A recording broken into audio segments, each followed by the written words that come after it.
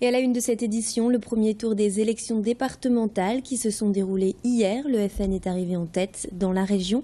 Les candidats du FN sont donc qualifiés dans 38 des 41 cantons du Nord. La droite arrive en seconde position avec des candidats élus dans 29 cantons. Le PS, lui, arrive loin derrière avec 19%, ce qui laisse peu de doute sur la composition du futur conseil départemental. La droite devrait donc emporter le département dimanche prochain lors du second tour. Parmi les personnalités politiques, le président sortant de l'Assemblée départementale, Didier Magnier, dans le canton de Villeneuve-d'Ascq, arrive en tête avec 31,01%. Je vous propose d'écouter tout de suite sa réaction. Honnêtement, je pensais que ça allait être difficile. J'ai toujours pensé que vu le mode de scrutin et le fait que nous soyons dans la majorité nationale, ça allait être très difficile pour le département du Nord. Et à la différence de certaines cartographies, j'ai toujours pensé que le département pouvait évidemment basculer, à l'inverse du Pas-de-Calais. Parce qu'à la différence du Pas-de-Calais, dans le département du Nord, l'UPN est beaucoup plus forte. Et donc, il y a beaucoup plus de second tour avec la poussée du FN-UPN. Et autre personnalité, l'ex-président du Conseil général et désormais ministre, Patrick Kanner, en duo avec Marie-Christine Staniek, arrive en tête à Lille avec 37,6% des voix. Et dans cette édition, on vous parle également du mécontentement des commerçants indépendants et artisans. Ils étaient environ 90 ce matin à la Madeleine, devant les locaux du RSI, Caisse de sécurité sociale obligatoire pour les travailleurs indépendants. Coiffeurs, restaurateurs, esthéticiennes, architectes se sont mobilisés pour manifester contre les charges qu'ils jugent trop importantes. Ils verseraient 54% de leurs revenus au RSI. Résultat, les commerçants disent avoir des difficultés à gagner correctement leur vie et surtout, il dénonce l'impossibilité d'embaucher. Idil Gunaï s'est rendu à la Madeleine ce matin. On écoute tout de suite un des manifestants. Rien n'est fait pour les indépendants, pour les aider. Au contraire, on met en avant les aides sur les grandes entreprises et ainsi de suite. Mais nous, en fait, c'est vraiment une hécatombe, quoi.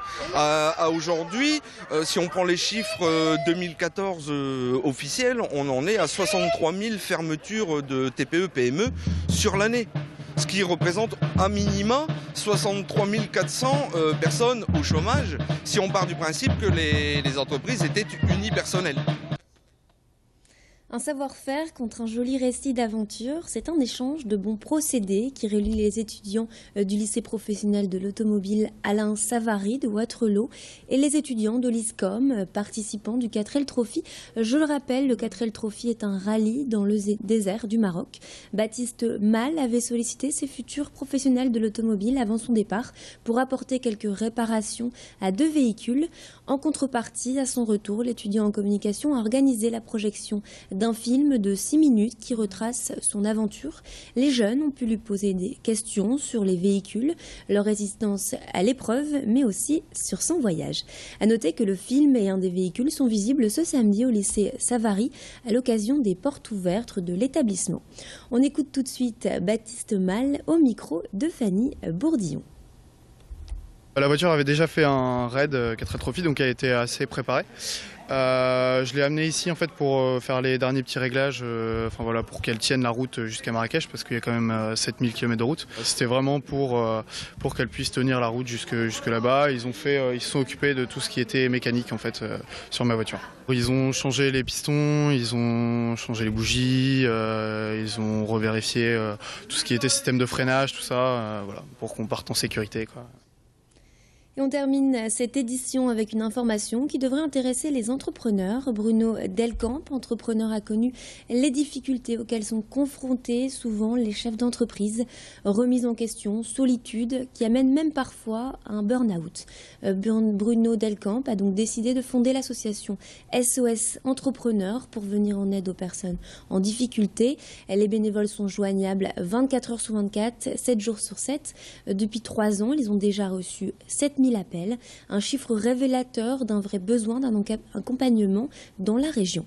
SOS Entrepreneurs expose en ce moment des photos de la vie en entreprise à l'ESJ de Lille. Ces clichés ont été réalisés par Jean Lecourieux-Bory, lui-même ancien entrepreneur qui a connu la faillite et s'est reconverti en photographe. On l'écoute tout de suite au micro de Fanny Bourdillon. J'ai fait des photos quand mon entreprise s'est arrêtée donc en 2012. Les premières photos, c'était essentiellement des photographies presque souvenirs. Et puis après, j'ai commencé à montrer mes photos et puis je me suis aperçu que ça plaisait bien. Alors donc du coup, j'ai fait des photographies. À chaque fois que j'avais quelque chose un peu à raconter sur le monde de l'entreprise, je prenais une photo. Donc ça peut être le contrôle fiscal, ça pouvait être le licenciement économique, ça pouvait être différentes choses auxquelles sont confrontés les chefs d'entreprise au quotidien. Et puis à la fin, je me suis aperçu que ça faisait un tout et une histoire. C'est-à-dire que j'ai même fait quelques photos du démarrage de l'entreprise. Et puis voilà, donc j'ai constitué cette histoire. Et c'est la fin de cette édition. Merci de nous avoir suivis. On se retrouve tout de suite pour votre météo et l'infotrafic.